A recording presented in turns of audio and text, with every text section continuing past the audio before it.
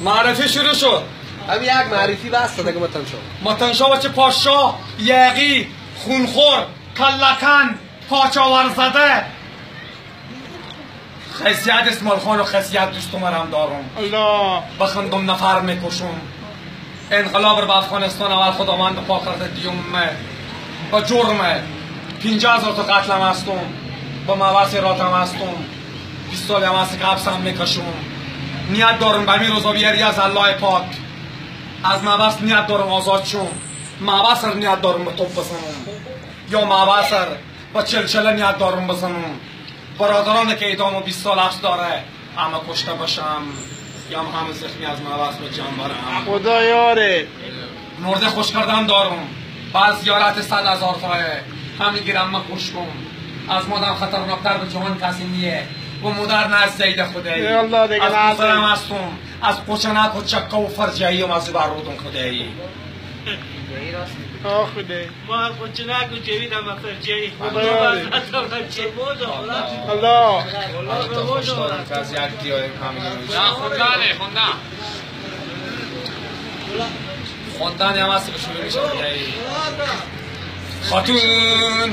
خاتون آی خاتون چشم زلی از صدوقی نگاتم الله قربونی خنده ای که میشکفی رو لباتم الله دیگه خاتون چشم زلی از صدوقی نگاتم قربونی خنده ای که میشکفی رو لباتم با نگاهی روزمو سیاه نکن روزمو سیاه نکن سرت بالا نکن که چیشان نگاه نکن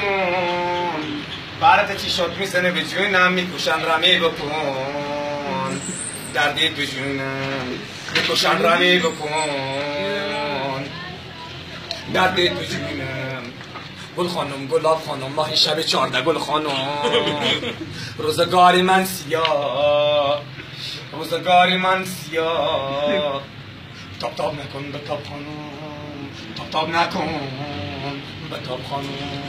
ما نگاهی بیقراره ما نگاهی بیقراره نزن سرر به مالت نزن سرر به مالت تو که بردی سر بردی پیش کشیده باشه حلاله وای پیش کشیده باشه حلاله تو که بردی سر بردی پیش کشیده باشه حلاله های پیش کشیده باشه حلاله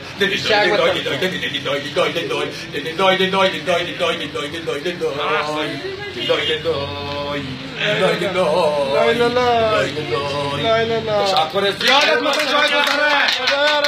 گذاره باشه متن شاید گذاره چی میاره رفیق آدیستان خداحافظ خداحافظ